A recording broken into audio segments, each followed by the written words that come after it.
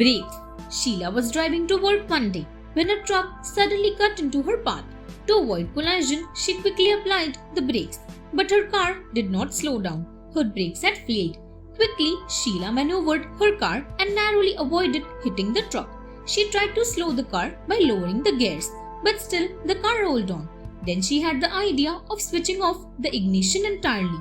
Surely that would make the car stop. Unfortunately, the road was on an incline and her car picked up speed as it rolled downhill. Her heart was in her mouth as she saw some school children crossing the road just meters ahead. Sheila swerved to avoid hitting them, driving right onto the grassy bank of the road and into a tree. She had never been so relieved to hit a tree in her life. The bubblegum hero. Jim loved to pop bubblegum, but his habit often annoyed his mother.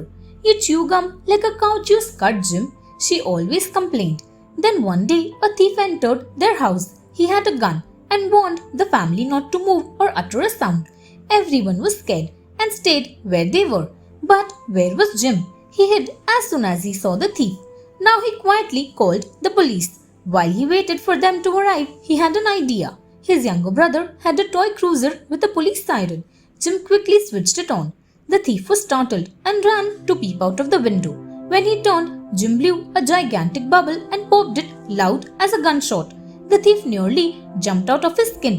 Just then, the real police arrived and arrested him. Everyone thanked Jim and called him the bubblegum hero.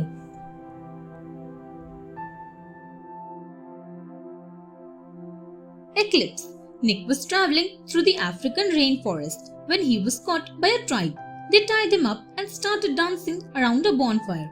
It seemed like they were preparing for a sacrifice of some sort. As they danced, they would look at the moon, then come up to Nick and smear him with some color. Then he finally understood. He was a sacrifice to the moon goddess.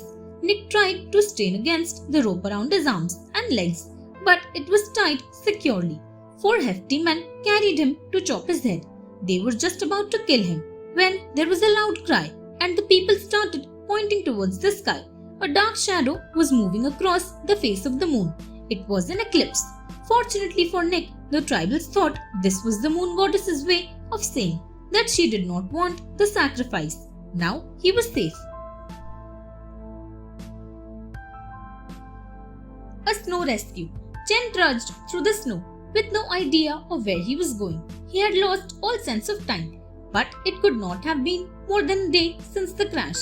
Chen remembered flying over the mountains. His next memory was waking among the debris of the aircraft. He had searched but found no one else alive. He knew that he would freeze to death if he stayed there, so he started walking. Now Chen could barely feel his toes anymore, and his eyes hurt from the bright glare of the snow. Suddenly he stood up straight. He could hear sounds of chanting in the snow wasteland. Surely a monastery was close by. With that happy thought, Chen cried for help and fainted. Luckily for Chen, the monks had seen him and were already on their way to rescue him.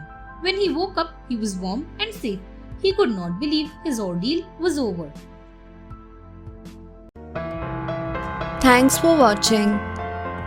Do like, share, subscribe to Sahil Book House.